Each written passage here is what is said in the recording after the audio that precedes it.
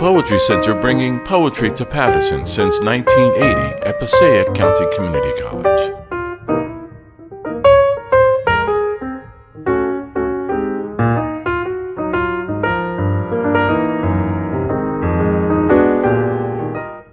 Anyway, I'm very happy to have both Marie Howe and Mark Doty back here for reading. They've read at the Poetry Center, both of them a number of times. They've both given workshops. They are extremely popular workshop leaders, and they're also extremely popular writers. And we are so pleased to present them to you again. Marie Howe is the author of 3 volumes of poetry: The Kingdom of Ordinary Time, The Good Thief, and What the Living Do, and is the co-editor of a book of essays in the company of my solitude, American Writing from the AIDS Pandemic. Stanley Kunitz selected Howe as a Lavin Younger Poets Prize for a Lavin Younger Poets Prize from the American Academy of Poets. She has in addition been a fellow at the Bunting Institute at Radcliffe College and a recipient of NEA and Guggenheim Fellowships. Her poems have appeared in The New Yorker, The Atlantic, Poetry, Agni, Plowshares, Harvard Review, and The Partisan Review, among others. Currently, Howe teaches creative writing at Sarah Lawrence College, Columbia, and New York University. In addition to that, let me say that Marie Howe has the ability to recreate a scene and a relationship and find just the right detail to reduce you to both laughter and tears. She is an amazing poet. Let's welcome Marie Howe.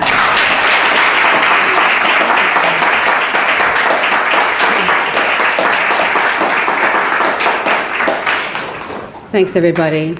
So good to be here. Can you all hear me?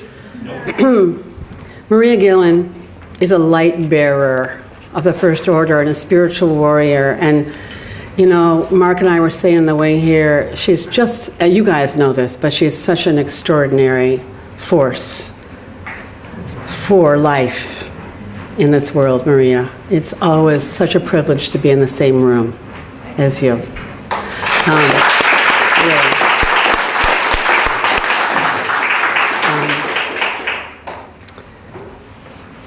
I had a wonderful time with the group I was with today.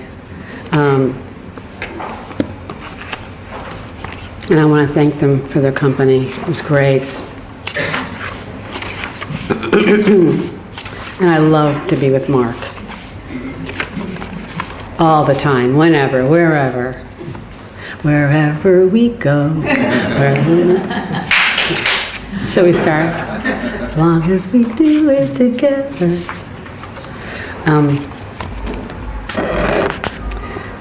Here's a poem called The Star Market.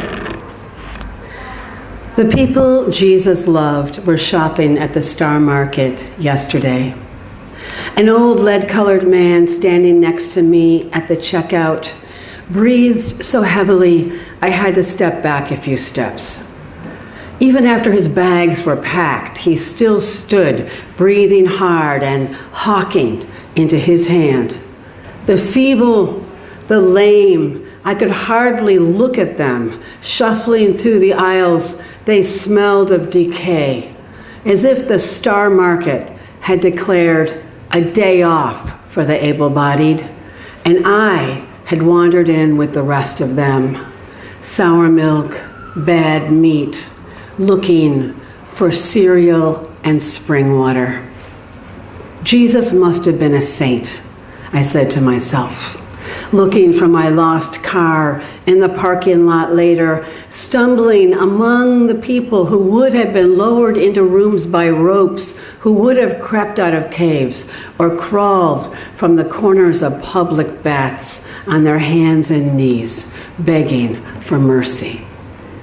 If I touch only the hem of his garment, one woman thought, could I bear the look on his face when he wheels around? Do you all know that story? It's that great story about the woman who thinks, you know, if I just touch the hem of his garment, whoever, Buddha, Jesus, you know, Guru Mai,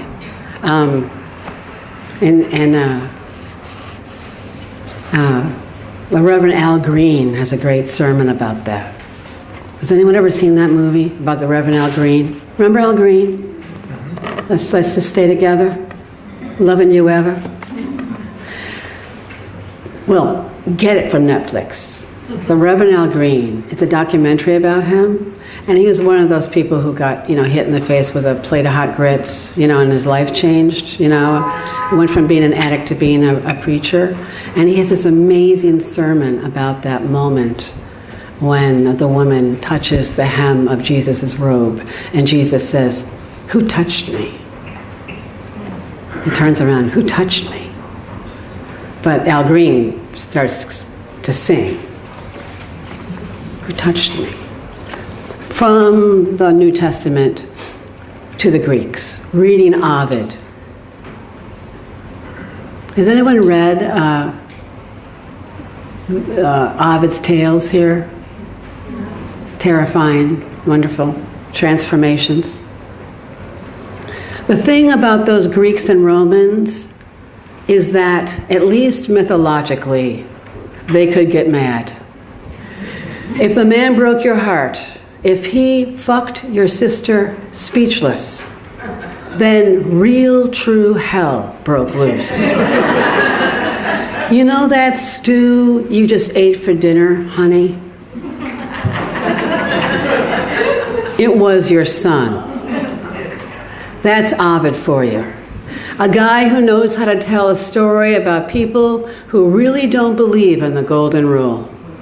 Sometimes I fantasize saying to the man I married, "You know that hamburger you just gobbled down with relish and mustard? It was your truck." If only to watch understanding take his face like the swan god took the girl. But rage makes for more rage. Nothing to do then but run. And because rage is a story that has no ending, we'd both have to transform into birds or fish, constellations, forever fixed in the starry heavens, forever separated, forever attached. Remember the story of Athens and Sparta? That boy held a fox under his cloak and didn't flinch. A cab driver told me the part I couldn't remember this morning. In Sparta, he said, it was permissible to steal, but not to get caught. The fox bit and scratched. The kid didn't talk, and he was a hero. Do unto others as you would have them do unto you, Jesus said. He said, the kingdom of heaven is within you.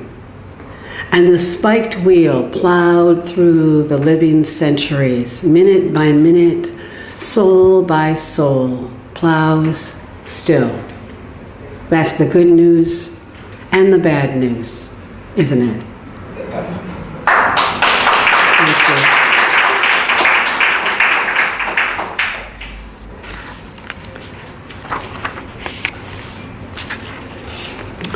We were talking earlier about the difficulty of writing.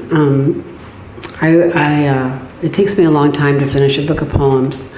So sometimes I write a lot and I throw about 90% of it out. And sometimes I can't write at all.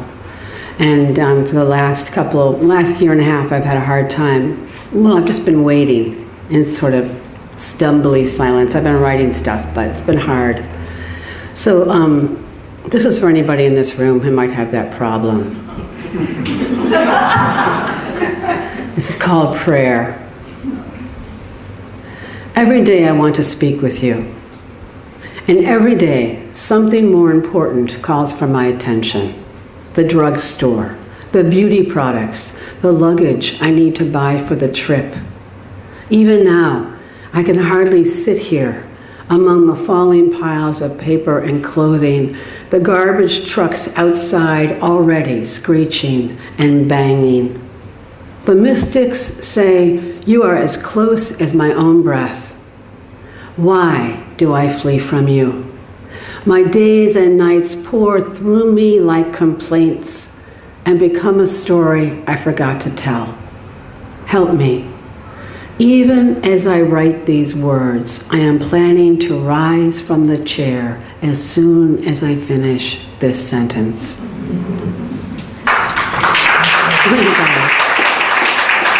Thank you. Well, there's a lot going on in the world right now, and the oil spill. Mark told me this morning, you know whose oil well that is? Do you guys know? Sorry? British Petroleum?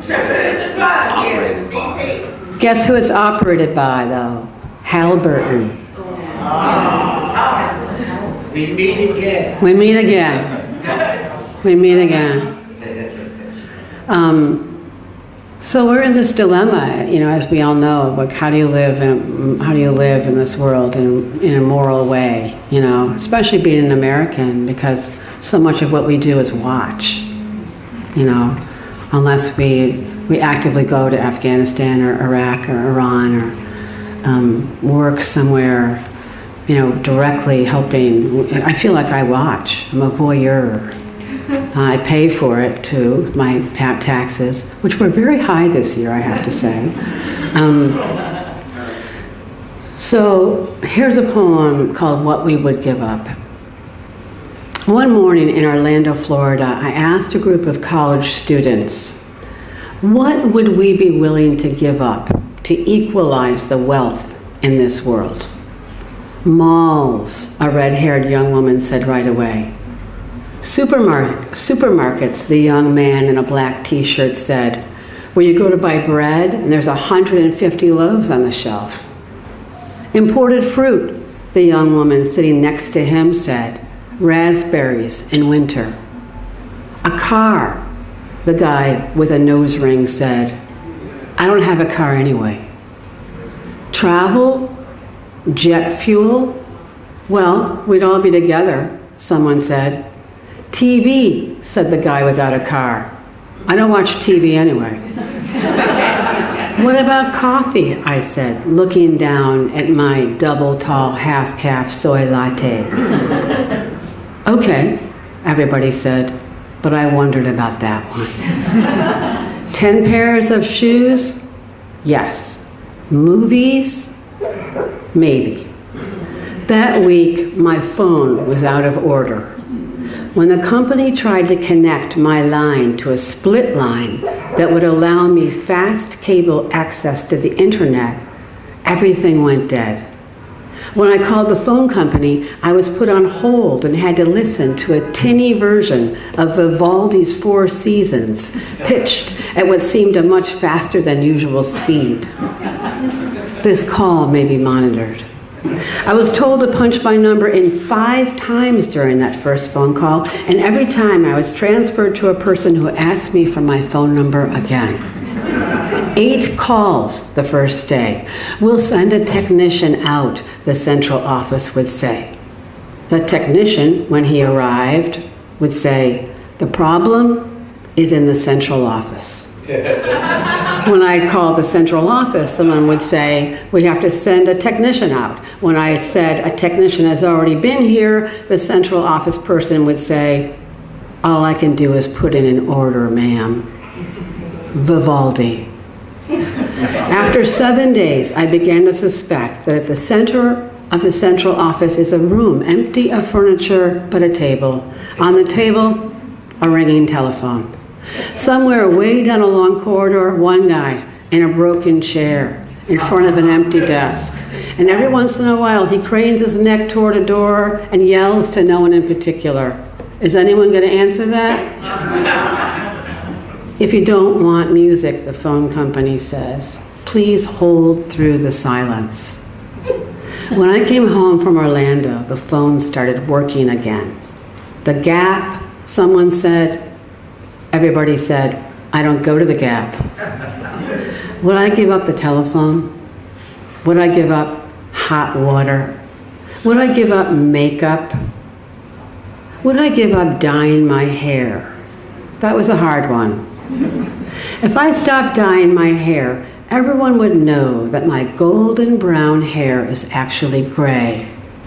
and my long American youth would be over. And then what? Thank you.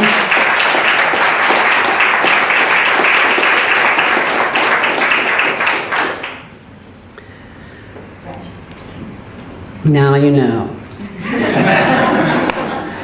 This is government. If the kingdom of heaven is within us, what do we do? I don't know. Government. Standing next to my old friend, I sense that his soldiers have retreated. And mine, they're resting their guns on their shoulders, talking quietly. I'm hungry, one says. Cheeseburger, says another. And they all decide to go and find some dinner. But the next day, negotiating the two narrow aisles of the Health and Harmony food store, when I say, "Excuse me," to the woman and her cart of organic chicken and green grapes, she pulls her cart not quite far back enough for me to pass. And a small mob in me begins picking up the fruit to throw. So many kingdoms, and in each kingdom so many people.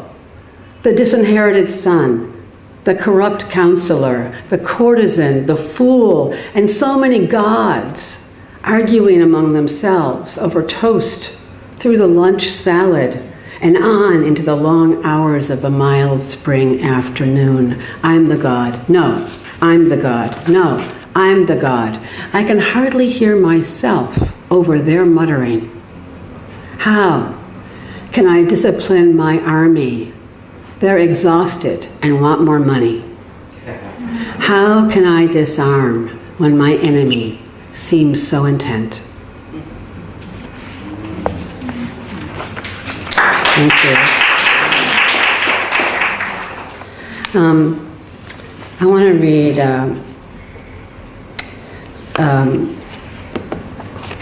I haven't read this in a long time. This is a poem called "The Spell," and it's in memory of Elise Asher. Elise was married to Stanley Kunitz. Anybody here know Elise? Somebody? She's an extraordinary woman, just an extraordinary artist, and truly one of the most original people I've ever known. One time when she was quite old, we were both sort of lying around their house, both of us on her bed, and we were talking about our favorite flowers. And I said, "I love lilies of the valley." She said, "Oh yeah, me too. Lilies of the valley. It's not as if they're waiting for anything." Elise talked like that all the time. You know, just like, you're right, they're not, it's true, they don't seem to be waiting for anything. I was in Houston, Texas when she died, and I was there. No, I was in Austin, Texas, and with my daughter, who was 4 years old at the time. So, the spell. Our 4-year-old neighbor, Pablo, has lost his wand, and so he tries to cast spells with his finger, which doesn't seem to work as well. Then he brings handfuls of dimes and nickels to the couch where I'm sitting, and when I say, "Give me some money," he says no, laughing. "Give me some money," I say, and he says no. Then he draws on a piece of paper a circle with a 10 inside, the word no, an unhappy mouth and eyes, and gives that to me. Why not ask the wand to find itself? "No," he says, shaking his head slowly. "Why not make a spell that will find it?" "No," he says, "that won't work." "What about this stick?" his mother says, holding up a chopstick. "No," says Pablo, who knows the difference between what is secular and what is sacred. Every day when I pick up my 4-year-old daughter from preschool, she climbs into her back booster seat and says, "Mom, tell me your story." And almost every day I tell her, I dropped you off, I taught my class, I ate a tuna fish sandwich, wrote emails, returned phone calls, talked with students, and then I came to pick you up. And almost every day I think, my God, is that what I did? Yesterday she climbed into the back seat and said, Mom, tell me your story. And I did what I always did. I said, I dropped you off, taught my class, had lunch, returned emails, talked with students. And she said, no, Mom, tell me the whole thing. And I said, okay, I feel a little sad. And she said, tell me the whole thing, Mom. And I said, okay, Elise died. Elise is dead, and the world feels weary and brokenhearted. And she said, tell me the whole thing, Mom.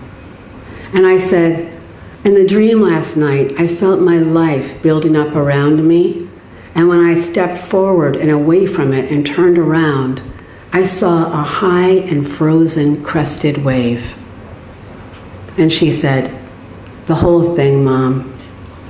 Then I thought of the other dream. I said, when a goose landed on my head, but when I untangled it from my hair, I saw it wasn't a goose, but a winged serpent writhing up into the sky like a disappearing bee. And she said, tell me the whole story.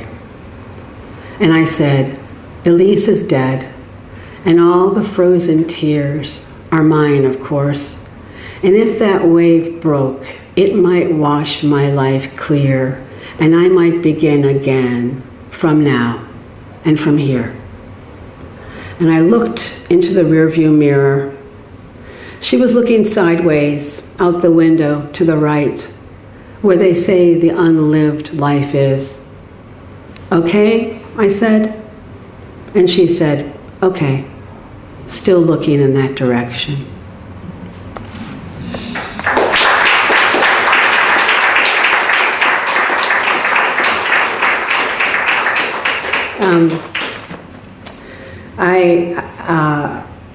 I really, I wanted to read a lot of the bad things I've been writing, and I copied them in my early morning, trying to get here, left them in the printer tray. But I'm going to try to read something that's not even, it's not even the right version, but just for the sake of it. I had to go to, I didn't have to go, I wasn't forced to go. I was invited to go to Seattle to read someplace, and they gave us a theme, dreaded theme. And the theme was road trip. So I couldn't write to it. But the very night before I went to this thing, I was supposed to read about a road trip. I just did what I always do, which is when I can't write, I put the pen in my undominant hand and I just write anything. And this is what came out. And not only that, but it got a little bit better than this, but here it is. It's for my daughter. It's for Inan, the hero of the last poem. When my K-turn hit the curb of the old neighborhood, when I circled the wide streets, parallel parking, and failed the first test and failed the second test. When our father drove the winding mountain roads drunk, sliding and drifting around the curves, and the little kids cried quietly in the back seat, holding onto my hands. In my boyfriend's blue Chevy, learning how to kiss. In the professor's Volkswagen, stinking of pipe smoke, when he drove me to that cabin, frightened, and brought me back changed. In the back seat of the old station wagon, bored and dreamy, watching the moon follow. In the blue Skylark convertible with the white bucket seats. In the yellow Thunderbird convertible our father let me drive if I remembered to bring back the keys. In the red Oldsmobile, so dark winter mornings, only the milking barns were lit. On the way to the cemetery, in the back of the limousine, running over the already dead raccoon, applying mascara at the red lights. When we climbed back in, still wet from the quarry, when I staggered out drunk on kisses, wearing his ring, when the car wouldn't start, when the heater broke, When I waited in the car to hear the rest of the song, when I drove crying so hard I had to pull over, the fields in late summer and the little clump of cows chewing.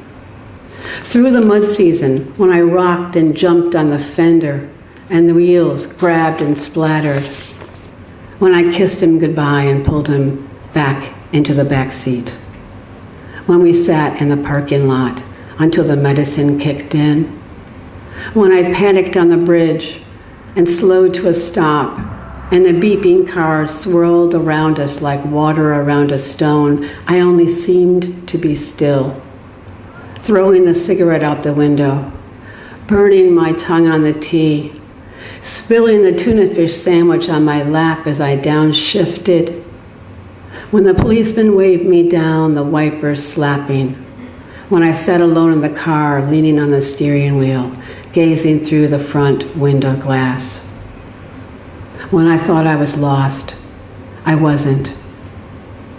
When I thought I had made so many wrong turns, I didn't.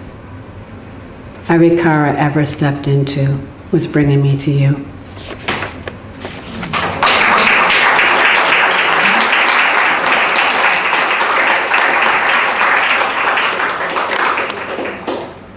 And I'll finish with this one. It's called Hurry. We stop at the dry cleaners and the grocery store and the gas station and the green market. And hurry up, honey, I say, hurry, hurry. As she runs along 2 or 3 steps behind me, her blue jacket unzipped and her socks rolled down. Where do I want her to hurry to? To her grave? To mine? Where one day she might stand all grown. Today, when all the errands are finally done, I say to her, honey, I'm sorry I keep saying hurry. You walk ahead of me. You be the mother. And hurry up, she says over her shoulder, laughing. Hurry up now, darling, she says. Hurry, hurry, taking the house keys from my hands. Thank you.